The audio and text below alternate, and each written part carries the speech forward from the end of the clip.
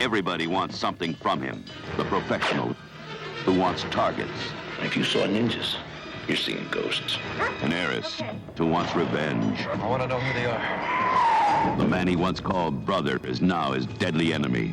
You don't torment me anymore, Sakura. A prisoner of his own destiny. He will find freedom only one way. Chuck Norris, Karen Carlson, Lee Van Cleef, The Octagon. And then as we moved to The Octagon, of course, we were able to say to the investors, gee, you did well on Good Guys, you did well on A Force of One. Let's put a little more money behind this and make it more of a studio-type picture. By the time we started The Octagon, American Cinema Productions had their office, had everything set up. That was really the first picture out with American Cinema Productions as a going concern. I went with Eric Carson, who I had worked with at the Peterson Company, and we'd done many documentary films and PBS films, and I knew what he could do. And he delivered The Octagon, which was clearly the most ambitious of the three Chuck Norris films we did. To me, the issue and the interesting thing about the motion picture The Octagon was that it was about terrorism and terrorists and the various points of view of how to deal with it, what to do with it, why people get in it. Gene Higgins was the executive in charge of production and was a powerful influence in the smooth running operation of American cinema when it was really turning out pictures of good quality. Eric Carson and I would sit there and read script after script, looking for a writer with the action sensibility, but with the dialogue that wasn't stilted. The Octagon was approached as a cinematic film, not as a photograph stage play. I finally read one and I said, I think this is, you better read this one, and gave it to Eric to read. Eric read the script and said, this is it, we got to talk to this guy. This guy was a writer by the name of Lee Chapman. What Eric just failed to notice was that Lee was spelled L-E-I-G-H and that Lee was a lady. It was an early attempt, although not a dramatic one, to do a film in a non-linear way. It was a rather unusual writing job. It didn't just have a straight down-the-line story. It jumped around and it proceeded itself. You didn't know what was going on, and then it would be explained later on. Some audiences agreed with that and others did not. When it was reviewed, they said it was highly theatrical in its structure. It wasn't the norm. So The Octagon was written by a woman screenwriter, which most people don't know because they consider it a very macho movie. The first image in the picture has to do with bipacked images or double exposed images, the face in high contrast, and it is the moment before he faces the final decision to do combat with his brother. There's a technique used in the film called an echoplex. And that echoplex was something that was used in music, but to me it sounded like a stream of consciousness, like you think, where you think something and it kind of fades away as you're thinking about it, especially if you're confused about something or uncertain about something. It can't be true. Justine is lying again. Not you, Sakura. Not you. That echoplex device and the inner monologue works well. There's so many films that have narrative, Sunset Boulevard, Apocalypse Now, and so on. It works beautifully in motion pictures, especially one where someone has a deep inner concern about how to deal with certain things. When the film opens, we see a group of terrorists who have come to a training camp. And people said, oh, they don't go to training camps. Well, we learned recently it's not true. They do go to training camps. And the people depicted in that are from Ireland, the Middle East, South Africa, Greece, many places that still continue to be areas where people are unhappy and where terrorism breeds. It's interesting, they had terrorists and mercenaries training in the same camp. For the convention of a martial arts film, it was a ninja technique that they were learning, which is something that would be valuable in terms of what they have in their capabilities as a background. And that was a theatrical convention that we satisfied. But the point of it was that it was a camp to train terrorists. The producer of the motion picture is Joel Freeman, who is a legendary producer and is the producer emeritus of the Producers Guild. I met Joel and I got along with him right off the bat, and introduced them to Eric Carson, the director on the picture. They got along well, and off they went and did that picture. It's very interesting how one becomes involved in making various motion pictures. A very, very dear friend approached me and said, would I be interested in producing a picture called The Octagon? And would I meet with Eric Carson, who was the director? And I said, yes, as a matter of fact, I'd be very interested. And it did come about, and it worked very, very well. We had a ball doing it, a lot of hard work, but it was a lot of fun. Joel and I hit it off great, and he is a hands-on producer. He's on the set, he watches everything, and really takes care of business. I believe in being on the set all the time. That's where the problems arise, and that's where I can solve those problems. I can't do it over a telephone in an office because I'm not privy to exactly what's going on at any given moment. And I find it fascinating. I find it nostalgic for me because I was an assistant director for many years on many, many films.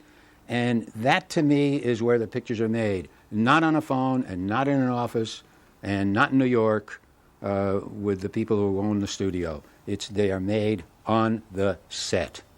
He does a cameo in The Octagon where he's handing flowers to Nancy as a curtain call, which is one of the scenes that opens the film. We had originally planned to do a huge martial arts ballet on the stage of the Shrine Auditorium, and it was being choreographed, but time and available funding, we couldn't do it. It was a great disappointment to me. Danny Kahn is a legendary editor and just filled with so much energy, it's amazing. Hired him on the picture, and we had a great rapport all the way through. He helped me a lot. The vibes between Eric and I were very good, and we went on for a many-month relationship editing this picture. There was one scene that wasn't covered exactly the way I wanted it covered, and I got in the editing room and I kept looking at the scene, and it wouldn't satisfy me, and I said, oh my God, what are we going to do? We'll pull it together. And I did. Eric was thrilled when he came in and saw what I did with it. I came back, and he used a head turn and some marvelous editorial tricks, which I've since learned. Who is she? Never mind. And the scene cut beautifully, and I've taken credit for it for years. Eric was very, very patient with me, and I would say the collaboration on The Octagon between the director and the editor was a wonderful example of the director not letting his ego get in the way and being receptive to ideas. And many times the idea was a little off-center, and he'd straighten it out, but between the director, Eric Carson, and myself, we came up with a picture that we were very proud of. Richard Halligan had done a number of films for me. He had done a musical for children for me, and I asked him if he would do this picture, and once again, he created a magnificent score. The set, the look, the ambience, the environment creates, definitely suggests something to me that I would like to bring out in the music.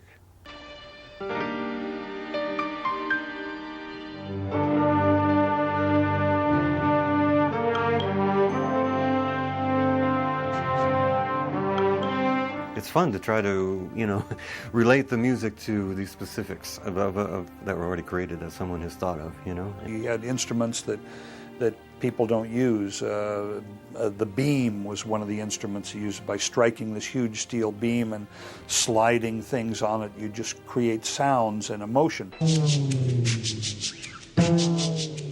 That beam was, I just remember it as being long.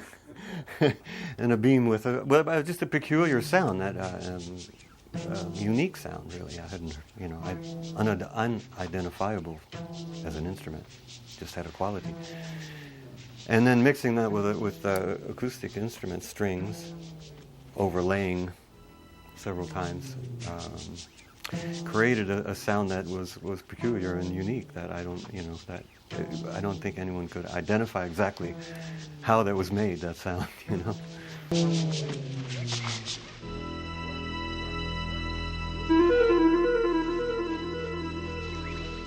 To me, a really great score brings out the elements that are already existing in the film before the music is added. Stay down!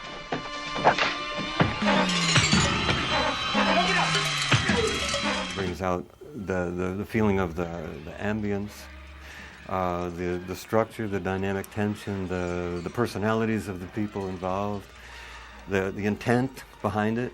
All those things can, a good score brings those things out without being obtrusive.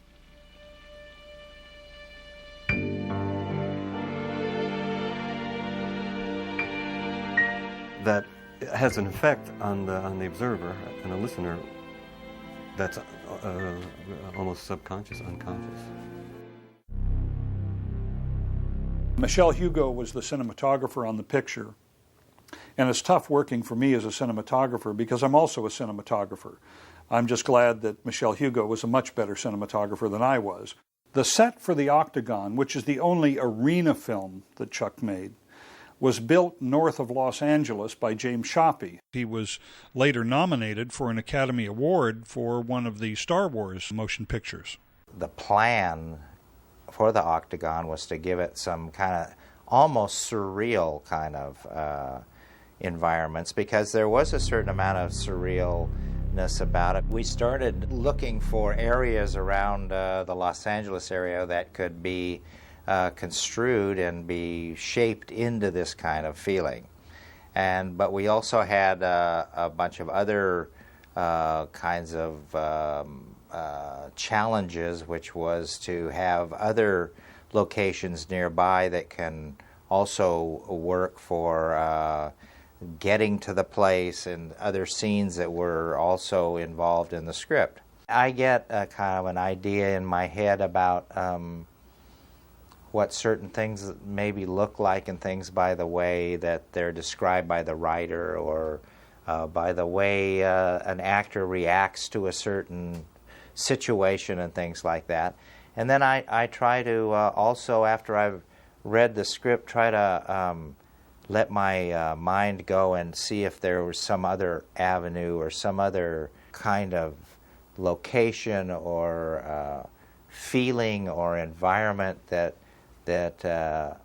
maybe is not in the script, but where the way the action is and the way the actors react to each other might add something a little bit more, or something that was not initially thought about that will influence that kind of action and visually stimulate the viewer of the piece to understand what that action is going to be or what is going to happen in that action. Well, we wanted a more expansive look to the main camp for the Octagon, and so it did cover probably as much as a football field in size, and a wall that went around it, and all kinds of different facilities.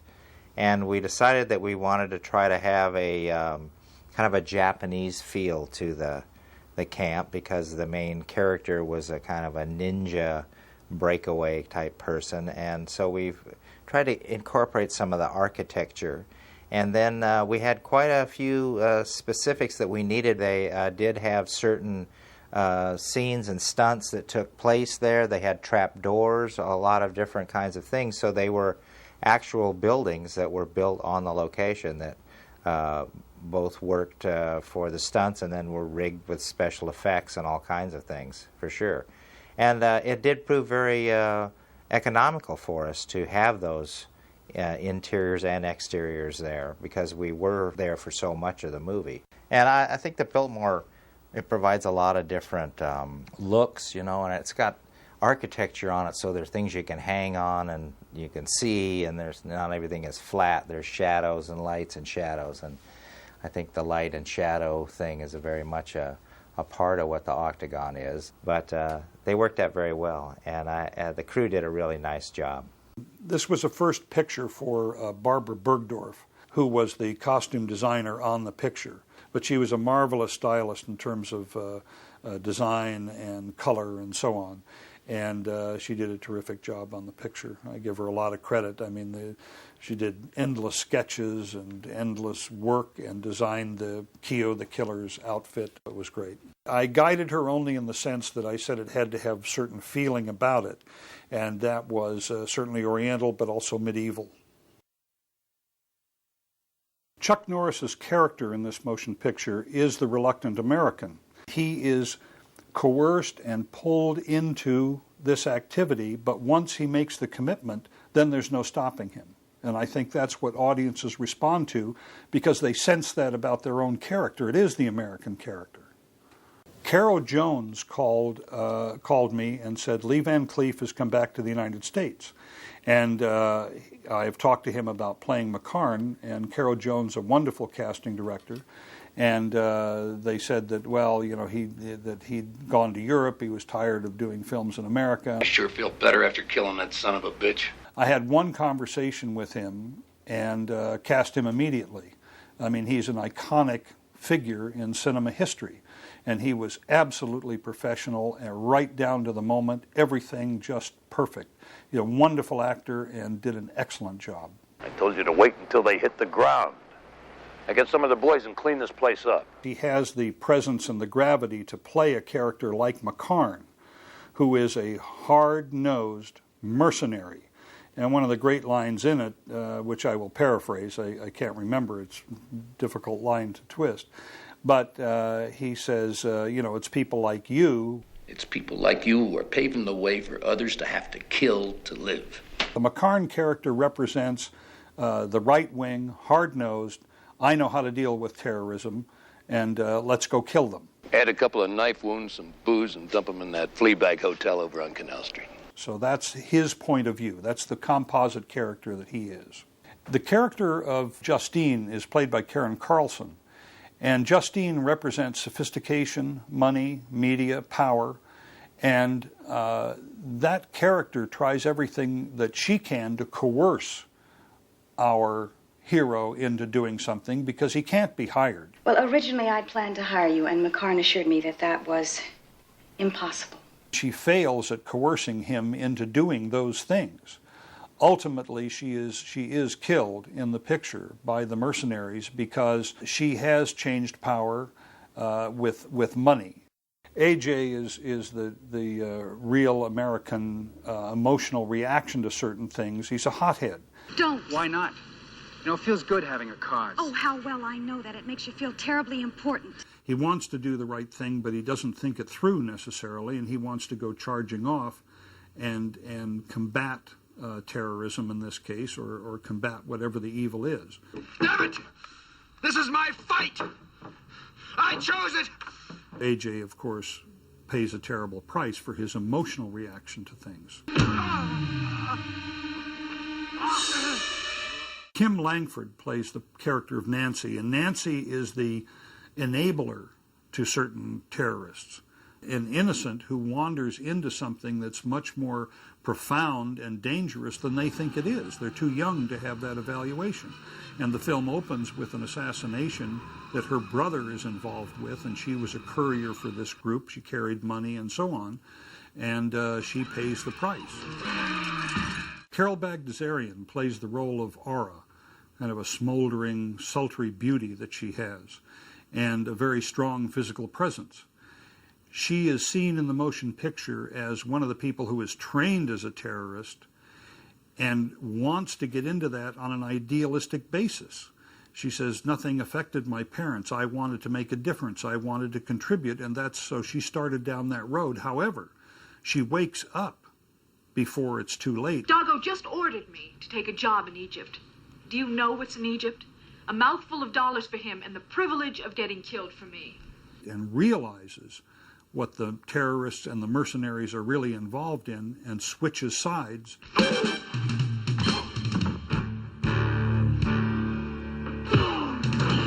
And assists our hero in the final assault on the Octagon. In the Octagon, Carol Bagdasarian is one of the first images of a tough woman in films. I mean, you hadn't up until that time seen a lot of women with AK-47s in their hand taking out a load of people and blowing up a building and being tough. She's a confused young woman, but when the time comes and she turns on the terrorists, all hell breaks loose. Jack Carter was brought to the picture by Caro Jones, and he plays a promoter. And he just gives a lot of life to the picture and a lot of energy and a wonderful portrayal of a hustling kind of guy. Ernie Hudson, who was a wonderful actor, he had just come to Los Angeles, and I told Carol, he has got to be in this show. He has a wonderful presence. Now, he plays one of the other fighters, a small part, but what a presence the guy is. We needed to see Chuck Norris at age 18, and it was a direct dissolve from him at 18 to him as the lead character in the film. So I think his son filled in beautifully. The match was very good. Kurt Grayson plays the character of Doggo, and Doggo's compound is a recruiting station for mercenaries. The opposite of the Doggo character is a character called Tibor, and he deals with money. He wants money for his activity. He deals with corporations. He's a burned-out guy who tells our hero he has some advice for him. Before you go out there to save the world, I can tell you, the world, it doesn't want to be saved. And our hero has some advice back for him. Your world, maybe. Not mine. We depict him in a room filled with animal skins as he's a furrier. You know, I thought that was the absolute perfect background is the pelts of living things. That's what they live off of. And he deals with corporations, money, and doesn't care. He just wants the cash. Nothing affects him. There's no morality to Tibor at all. Doggo's compound is one of the first places our hero goes to try and make a connection with this whole chain of events that's been happening. It's also a scene in which Richard Norton, who plays Keo, is seen without the mask. Octagon was the first time I suddenly became an actor.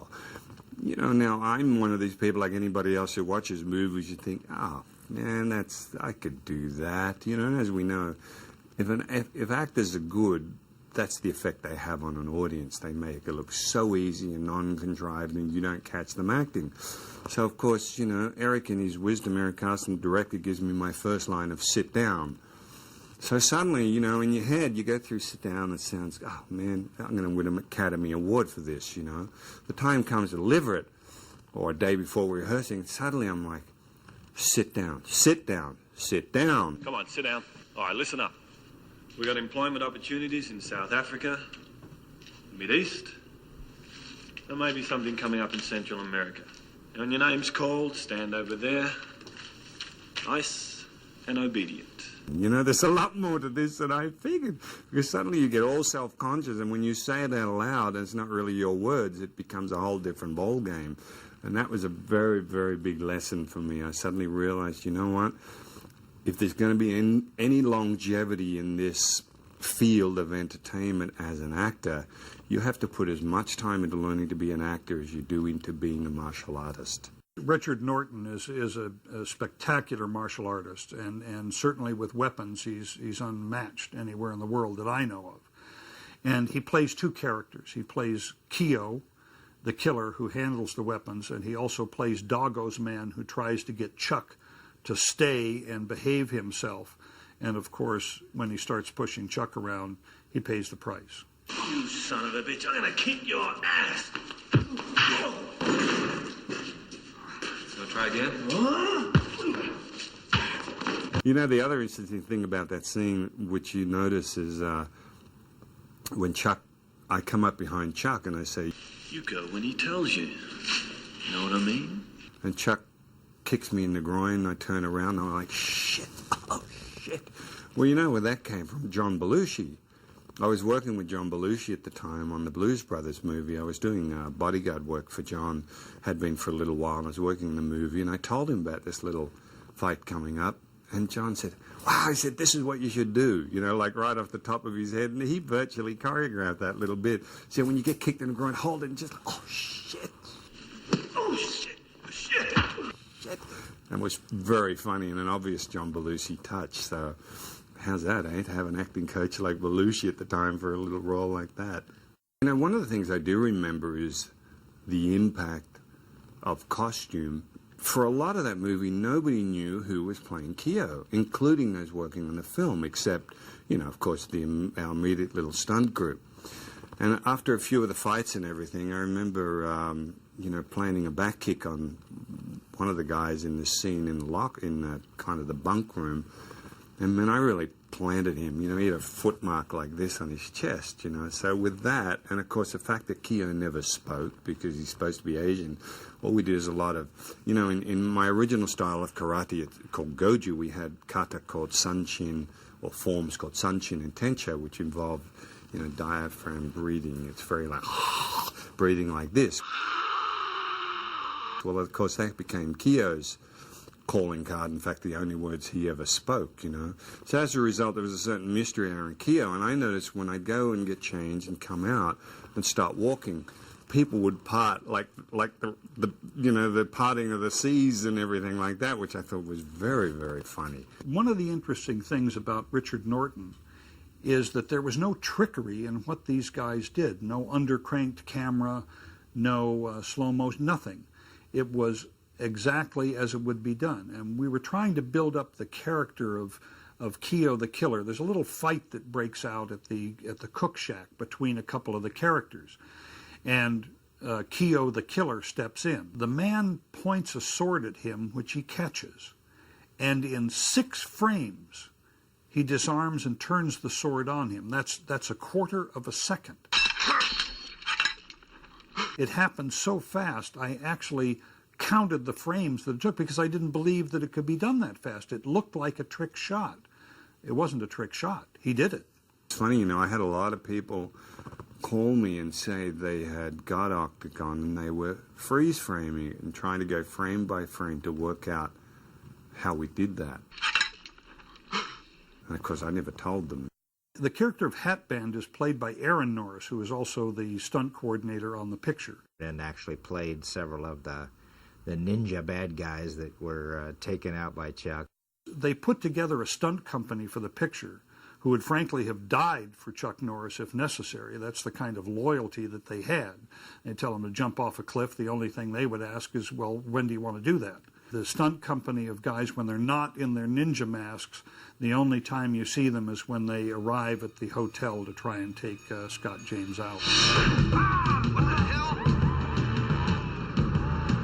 One of the interesting things about it is that because they were all in black hoods and black and you only saw their eyes, we actually worked with a small group of stuntmen who just kept dying over and over again. There was a running gag on the set as to which stuntman had died the most times. My claim to fame in Octagon was that I died 8 times. I used to say to everybody, whenever you see a ninja and somebody going splat on the ground, it's probably me. Eric and the boys, I say the boys meaning his team, were so well versed and so well rehearsed that it did simplify that particular portion of the film. The relationship with Chuck was excellent. He knew that I was an award-winning filmmaker and had won many awards, won the New York Film Festival and a lot of international film festivals for films I'd done. And I had a respect for what he was doing. He had made 2 films and was really making a name for himself because people were responding to him as this iconic figure. So whenever I requested something, can you do this? Can you do it this way? He was so professional. Okay, we'll change this. We'll do it this way. Will this work for you? They would make it work for the camera. They would try and work with any logistical problems I had, both he and Aaron. And they were great about that. Absolutely first rate. With regard to the famous fight in the picture, which is the fight between Chuck Norris and Kyo the Killer, in the Octagon itself. Been much talked about, been much written about. We started rehearsing that end fight scene that Chuck and the Kyo character do at the end of the movie in Chuck's backyard. They had rehearsed that fight for a long time. I would say probably a month. Just putting, not every day, of course, putting bits and pieces together. And when we got to the moment when we had to shoot that fight, I made the decision that I had watched the run-through of the fight several times. I'm not going to cover this in a series of close-ups. This is like a ballet. The movements are incredible, the speed and the power and the sureness of them. And I covered it much like you would see a Fred Astaire dance number from full figure so that you can see these guys can really do it. Chuck was well-versed. His people were well-rehearsed. it was very effective because it wasn't necessary to cut. The sound effects merely backed up the action. I did have double camera coverage so that there were closer angles for certain things. But if you watch it, there's no doubt about the fact that it was seamless and it just continued. It made it very interesting editorially and visually. There was no cut, there was no stop. They could make those moves, and they made it happen, and it's a spectacular fight. The ending of the fight, where you see Keogh kick through the wall, was me. As you mentioned, the person that came back through doing a full fire burn was not, because that's a very specialized stunt. But no, the kick through the wall definitely was me. Chuck's got a pretty decent kick on him, so it wasn't as though we had a wire or even needed a wire to go through that wall. Talking about films, it's the side stories and the life stories that I think people enjoy most, at least the people hearing them. One of the stories that I don't enjoy too much is I thought I'd save the company a little bit of money, and I'd use my new Jaguar. So we used it in the chase scene, and as we slipped around the roads on a wet day in Griffith Park, which I was very disappointed, I didn't like the look, and it was fine up until the point when I heard that sickening thud when it hit the other car, and they said, okay, drag that one out, we have to use the backup now. Yeah. As a matter of fact, the car crash was chronicled by Bill and Kitty, who were doing a cartoon series on the production of the Octagon. It was called Captain Eric in the Octagon versus the Elements. And between the wind and the rain and all of the usual problems of production, they certainly had a lot to work with. All the various personalities that worked on the show were there, and they presented this at the wrap party. Nobody knew they were doing it, and everybody had a great laugh, and it was very thoughtful of them and very kind. There was a scene with the character of Scott James and Justine, and it was shot in Griffith Park, and we were shooting in January because that's the schedule we had. It was cold, but it was a perfect day. It looks like a CGI shot now, but it was Los Angeles looking out at it from Griffith Park, and they have a little love scene up there, but the clouds, the lighting, everything was just perfect. We had a huge cast out on the set of the Octagon, and there were a lot of recruits, and there were a lot of ninjas and the stunt company, and I mean, there were hundreds of people out there doing these intricate run-throughs, and as a riot broke out. There was one extra who was particularly offensive to a lot of people, and he was annoying. So we had this huge riot break out, and everything was the place was burning, and people were screaming and running, and gong was going off, and so on. And we cut the scene, and this extra came running up to me, screaming, "I need a medic! I need a medic!" And he had a bloody nose, and I felt sorry for the guy. I said, "Well, what happened to you?" He said, "Somebody hit me." And I said, "Well, what does he look like? That's not right." He said, "I don't know. He was a ninja." One of the things that Carol Bagdasarian had to do as Chuck assaulted the Octagon was she decided to help him. As she's about to jump off this wall, there was a great concern about insurance and what if something happened to her. It was amazing to me that with all the airbags, and there were approximately 20 to 30 stuntmen there to make sure that nothing happened to her on this 4-foot jump into the airbag. But that's the kind of attention to detail they paid on this show. At the conclusion of editing the Octagon, we were final phases of post-production. We were on the dubbing stage, and Eric came up to me one day and he said, "I've got a surprise for you." And I said, "I hope it's a good one." He says, "I think you'll like it." And he showed me the one sheet of the Octagon, and my name was on it, edited by Dan Kahn. It is the first time that a film editor was given credit on the one sheets. Thanks to Eric, and I've never forgotten it. Working on the Octagon was really fun because we had built a lot of momentum. It was a lot easier. I could actually hire people to do the campaigns for us, to cut the TV spots for us, to do the trailers, the previews of coming attractions for us. Chuck Norris, Karen Carlson, Lee Van Cleef, the Octagon. I had lots of people bringing in design work to us. It was a whole different thing. When we did promotion and publicity, We had the budget. Eric Carson was the director, and he was very willing to work with us. So that really helped us when we were doing our campaigns, and because he had a lot of vision as well as far as how his film should be marketed with Chuck. So it was very much a very enjoyable, fun experience. So we didn't have a disgruntled director. We had somebody who was fun and was really willing to work with us, so it just made it easier.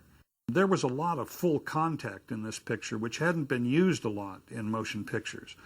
But with these martial artists, Chuck did a flip on a platform in the water hazard area and caught the man under the chin with his foot. John's head ends up under the water, backwards like this. I mean, it was amazing when you saw it happen in front of you. Well, what had happened, the mask had got wet. John wasn't able to get a mouthful of air. Just before he hit the water, so there was a lot of struggling going on. John's really actually fighting for his life, and Chuck's thinking, gee, he's struggling hard for this scene. He's got his foot on his chin under the water, and I mean, that was very close.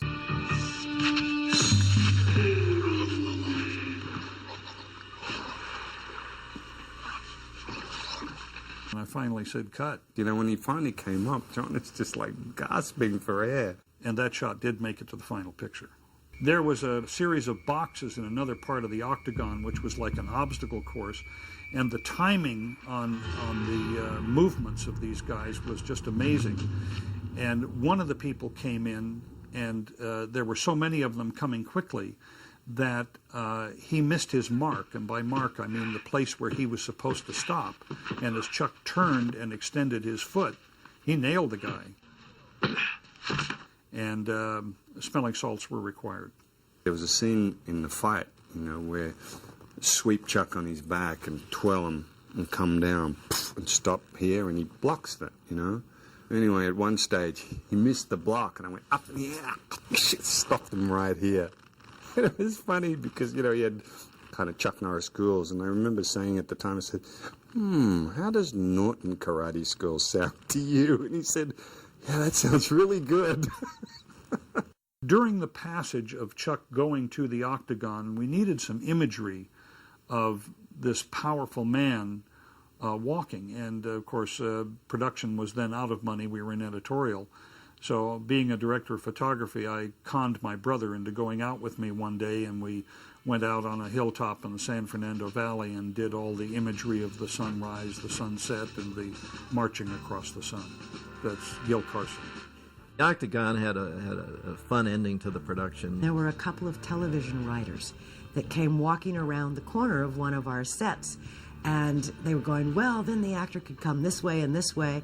And I remember having the discussion that if we weren't careful, that we would see this set, which was a brilliant set, on television before the feature film was ever completed and released to the cinema.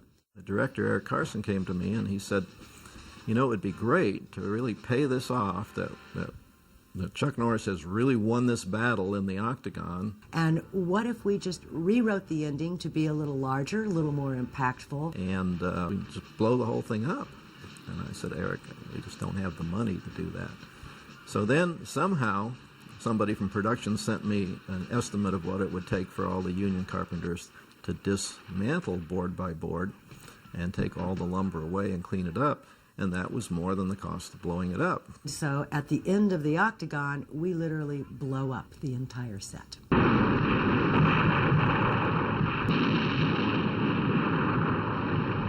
It became a great part of the picture.